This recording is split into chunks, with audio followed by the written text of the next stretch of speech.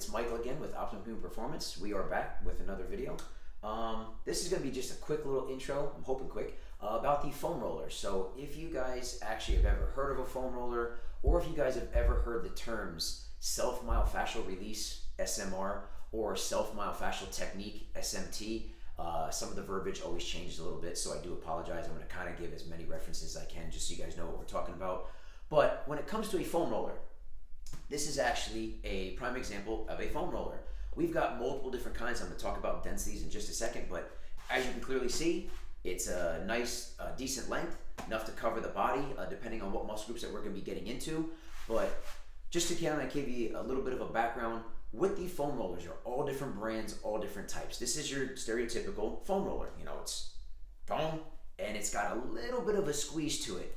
Some of the other foam rollers, if this was to be too challenging, if it was to hurt too much, you can actually get some that are actually a little bit more squeezable, you could say, a little bit softer, not as firm as this one, but otherwise there are other ones that are out there, and I'm not going to name any specific brands, but you guys have probably seen them. You guys could Google them, but otherwise there are some that are actually hollow, so you could actually kind of put your hand through it. Those are actually even a little bit more firm, so they could actually hurt more, especially if you are brand new to foam rolling. And then of course, it just goes up from there. Well, you'll see all the different ridges, you'll kind of see some of the spikes, the bumps. Those actually are going to be for more experienced foam rollers. So if you guys are brand new to it, I would highly recommend either you get a foam roller, a pretty basic one, where you can actually have a little squeeze to it, so if you guys can see my fingers. Otherwise, if you guys were to kind of downgrade, you know, say one step, and you could actually get one that's very, very squeezable, then that could actually be your starting point.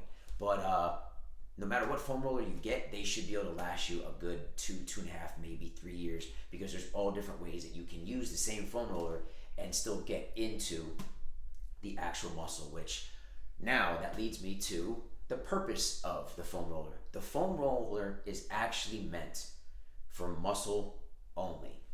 So we're trying to dig into the muscle because you have adhesions. Most people call them like bumps or lumps, but they're called adhesions. So you'll hear me refer to that word a lot.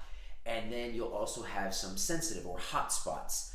It's not necessary that you feel a bump or a lump in the different muscle groups, but you just might feel some sensitivity. So a hot spot or sensitive spot is what those are known as well. But again, the foam roller is going to be meant for muscle only. We're not going to sit there and target any bones, any ligaments, any tendons. So we're not going to be really crossing over any joints, because that is where dangerous things can happen, and your body will feel off. You will feel as though something is wrong with you. Anything to feeling sick to your stomach, to feeling lightheaded, pain, discomfort, something negative is going to happen. So again, the purpose of the foam roller is to work out tight muscles so that you guys can actually have, you know, the best results in the shortest amount of time possible.